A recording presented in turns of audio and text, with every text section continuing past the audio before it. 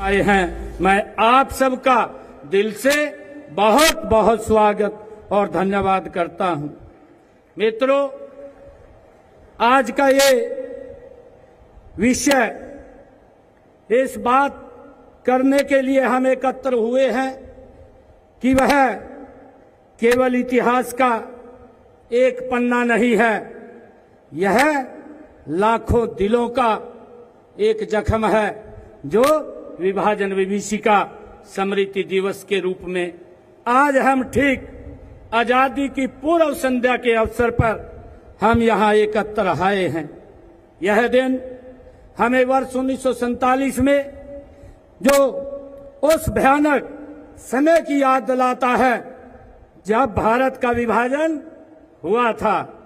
हाँ, इस लाभ विभाजन में न केवल देश को दो टुकड़ों में बांटा बल्कि लाखों परिवारों को एक गहरा और दर्दनाक अध्याय भी लिख दिया है।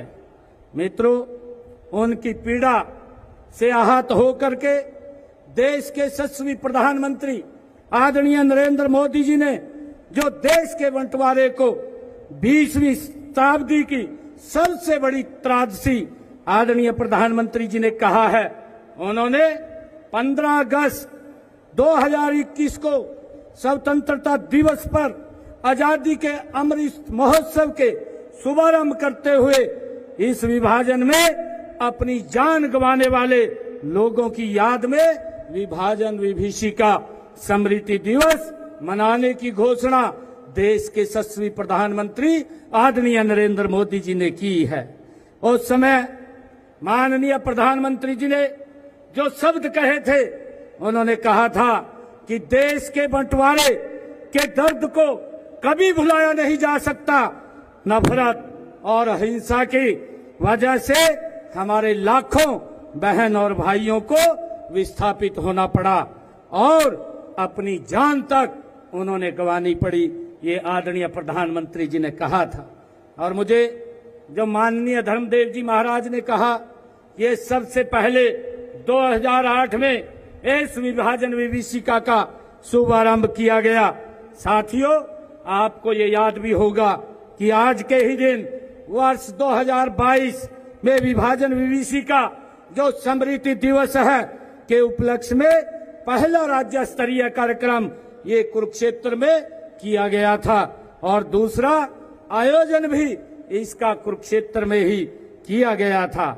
मित्रों, मैं आप सबको ये बताना चाहूंगा कि इस विभाजन विभीषिका का जो तीसरा आयोजन था वो फतेहाबाद में किया गया और ये विभाजन विभीषिका का चौथा जो दिवस है ये फरीदाबाद के इस पवित्र भूमि पर आ रहा है।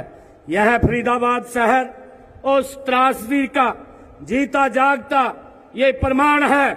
जब देश का बंटवारा हुआ, हम सब जानते हैं, लाखों लोग अपना सब कुछ छोड़ करके यहाँ आए थे और वे लोग जिन्होंने अपने घर बार, अपनी जमीनें, अपनी विरासत को खो दिया था, उनके सामने एक अनिश्चित भविष्य था, लेकिन उनके हौसले वो बुलंद थे।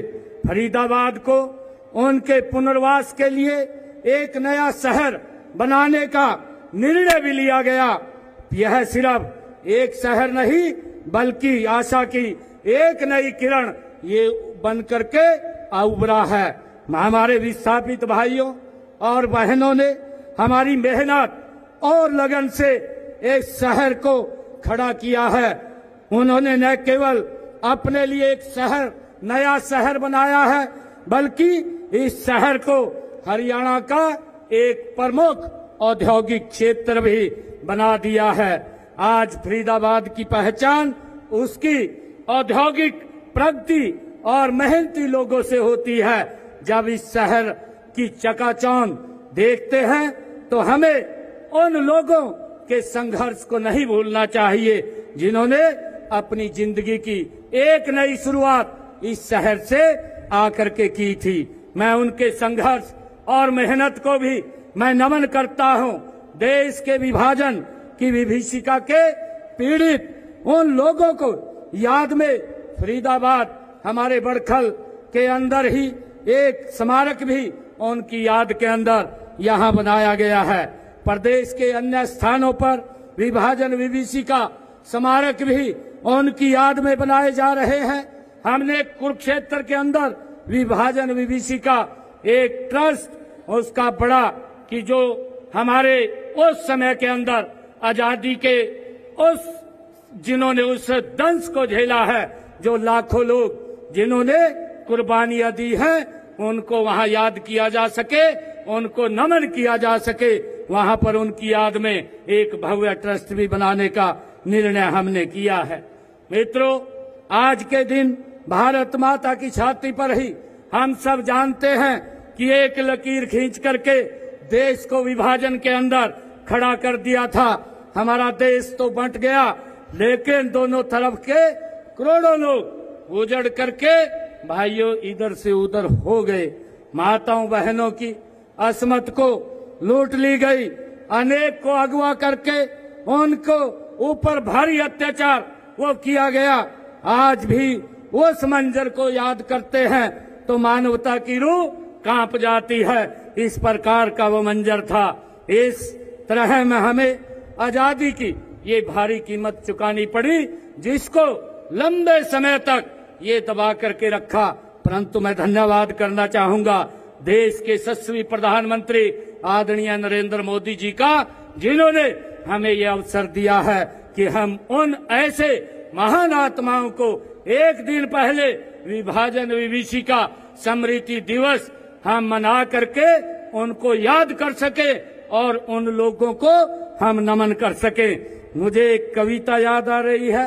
अभी बता रहे थे कि मैं 1947 का वह दिन था जब खेतों में सुनहरी बालियां नहीं, आंखों में लाल आंसू उगे थे और जलते घरों की ये बू थी। सिर्फ नक्शे पर लकीर खींची गई थी, पर दिलों पर खंजर चला था। लाशें सबकी लाल थी, आंसू सबके खारे थे। आज जब हम स्वतंत्रता के उजाले में जी रहे हैं तो यह हम मत भूलिए कि यह उजाला हमें यह उजाला लाखों दीपों को बुझा करके आज का दिन हमें मिला है। मित्रों, यह दिन दुख और शोक दोनों को मनाने का दिन तो है ही, यह सीख भी देने का देता है कि हमें अपने देश की एकता अखंडता को बनाए रखना है। हमें उन गलतियों से सीखना भी होगा जिन्होंने इतनी बड़ी त्रासदी को जन्म दिया। हम सबको यह भी समझना होगा कि बहुत जरूरी है कि जाति धर्म भाषा के नाम पर नफरत फैलाना कितना खतरनाक है।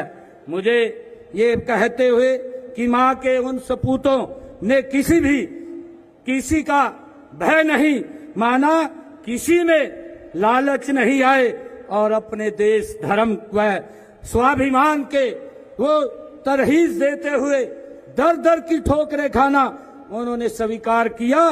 भूखे प्यासे खाली हाथ मेहनत की और फिर अपने आशियाने बसाए और उन्होंने विकसित भारत में एक अपना महान योगदान देने का काम किया है।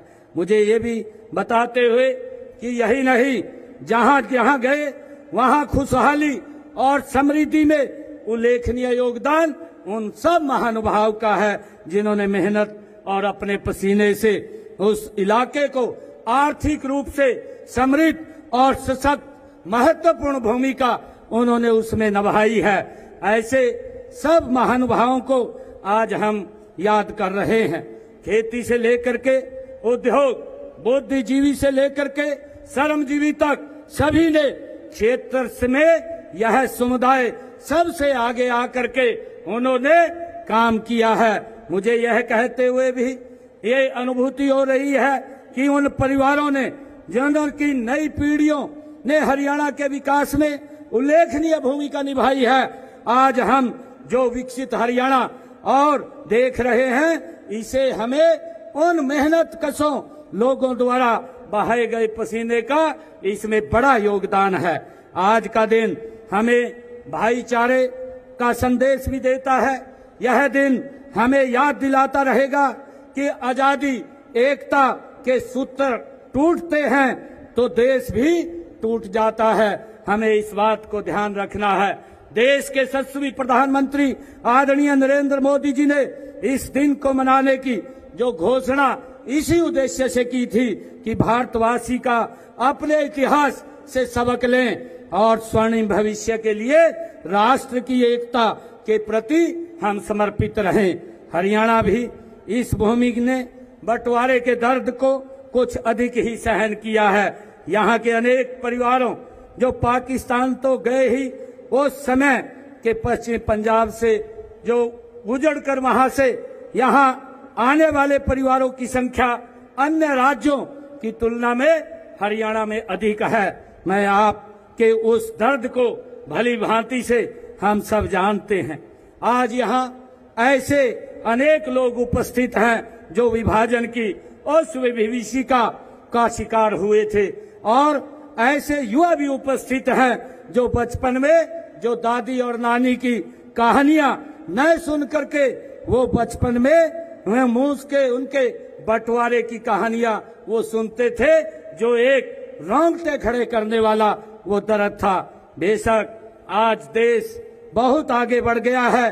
दुनिया का सबसे बड़ा लोकतंत्र और चौथी सबसे बड़ी अर्थव्यवस्था ये भारत दुनिया के अंदर बना है, लेकिन देश के विभाजन के दर्द को कभी बुलाया नहीं जा सकता।